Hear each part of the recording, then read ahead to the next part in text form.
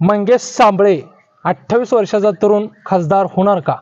मराठा समाजाचा धगधगत्या प्रश्नावरती संसदेमध्ये प्रश्न उपस्थित करण्यासाठी मराठा समाज जालन्यामधून मंगेश साबळे या युवकाला लोकसभेमध्ये दिल्लीला पाठवणार का? असे अनेक प्रश्न आहेत. विश्लेषण करण्यासाठी नमस्कार, माझ्या चॅनलवरती मी सर्वांचं सहर्ष स्वागत करतो.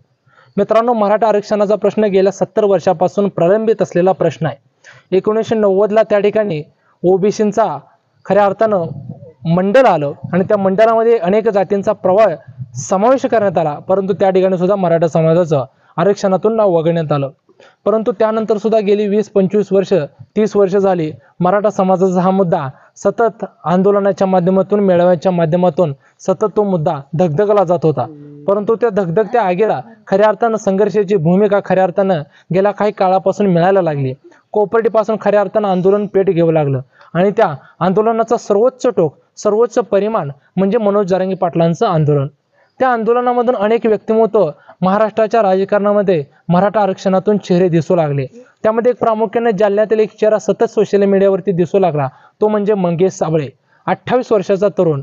सरकारी विहिरीचे अनुदान अधिकारी कशा पद्धतीने लाटतात हे सोशल मीडियावरती लाईव्ह करून, पैशाचे बंडल करून उधळून त्या ठिकाणी सोशल मीडियामधून अधिकाऱ्यांची खरडपट्टी करून त्यांना अक्षरशः नागडं करणारा युवक म्हणजेच मंगेश साबळे.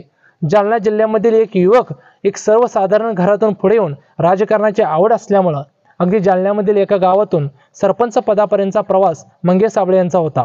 परंतु त्या प्रवासाला खऱ्या अर्थानं एक ब्रेक मिळाला, तो म्हणजे मराठा आरक्षणाच्या चळवळीमधून.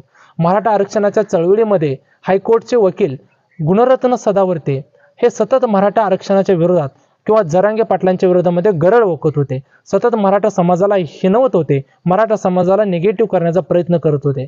अन्यायाची, अत्याचाराची परिक्रमा अत्युच्च टोकाला गेल्यानंतर मराठा समाज कधी त्या ठिकाणी अन्याय सहन करत नाहीत असं म्हणतात. आणि त्याचाच परिपाक म्हणजे मंगेश साबळे यांनी मुंबईमध्ये जाऊन गुणरत्न सदावर्तेच्या घरापाशी जाऊन सकाळी सकाळी त्या ठिकाणी त्यांच्या गाड्यांची तोडफोड करण्यात आली आणि ते धाडस मंगेश साबळे यांनी दाखवलं आणि तिथूनच खऱ्या अर्थानं मंगेश साबळे हा युवक महाराष्ट्रामध्ये सर्वत्र पोहोचला.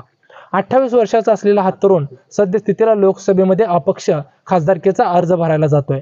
खऱ्या अर्थानं मराठा समाजाला आरक्षण देणं, शेतकऱ्यांचा प्रश्न सोडवणं, युवकांच्या रोजगारांचा प्रश्न सोडवणं, उद्योगधंदे असतील, त्याचबरोबर अनेक प्रश्न आहेत. त्या प्रश्नावरती सद्यस्थितीला मंगेश साबळे त्या ठिकाणी निवडणूक लढवत आहेत.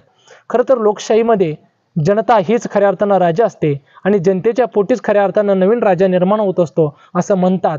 परंतु गेल्या काही वर्षामध्ये भारत देश स्वतंत्र झाल्यापासून त्या पद्धतीची लोकशाही दिसून आली नाही. या लोकशाहीमध्ये प्रस्थापित, साखर सम्राट, शिक्षण सम्राट, खऱ्या अर्थानं उद्योगधंदेवाले, बिझनेसमॅन यांचंच खऱ्या अर्थानं लोकसभेमध्ये किंबहुना संसदेमध्ये प्राबल्य राहिलेलं आहे.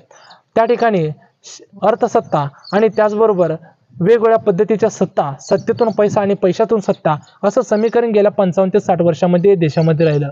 परंतु या गोष्टीला सद्यस्थितीला बगल देऊन खऱ्या अर्थानं तरुण राजकारणामध्ये येत दिसत आहेत आणि याच तरुणांना खऱ्या अर्थानं जनतेचा चांगल्या पद्धतीचा प्रतिसादही दिसत आहे. मंगेश साबळे यांचं कार्य बघून, मंगेश साबळे यांचं समाजाप्रती असलेली तडफड बघून त्यांच्या तरुण मित्रांनी त्या ठिकाणी काउंट्री काढून त्यांना चांगल्या पद्धतीची स्कॉर्पिओ गाडी त्या ठिकाणी फिरण्यासाठी भेट दिली. हे सर्व होऊ शकते जनतेच्या आणि या जनतेच्या पोटामधील सर्वसमावेशक प्रामाणिक भावनेतून. मंगेश साबळे यांची जनतेप्रती, महाराष्ट्राप्रती, मराठा आरक्षणाप्रती जी प्रामाणिक भावना राहिलेली आहे, त्या प्रामाणिक भावनेतूनच जनता त्यांच्या पाठीशी उभी राहिलेली आहे. सद्यस्थितीला त्या ठिकाणी रावसाहेब दानवे पाटील, जे की केंद्रीय भारतीय जनता पार्टीचे मंत्री आहेत, त्या ठिकाणी प्रतिनिधित्व करत आहेत. परंतु त्या ठिकाणी सद्यस्थितीला काँग्रेसनं जो काही उमेदवार दिलेला आहे, त्या उमेदवारापेक्षाही जास्त या 28 वर्षीय मंगेश साबळे तरुणाची मोठ्या प्रमाणामध्ये चर्चा आहे. त्या चर्चेचे कारणही तसंच आहे. मराठवाड्यामध्ये मराठा समाजाचा मताचा टप्पा हा सर्वांपेक्षा जास्त आहे. मराठा समाजच कोणाला जिंकवायचं आणि कोणाला पाडायचं हे त्या ठिकाणी ठरवू शकतो. आणि जालना जिल्हा हा सर्वत्र मराठा समाजाचा प्राबल्य असणारा जिल्हा आहे.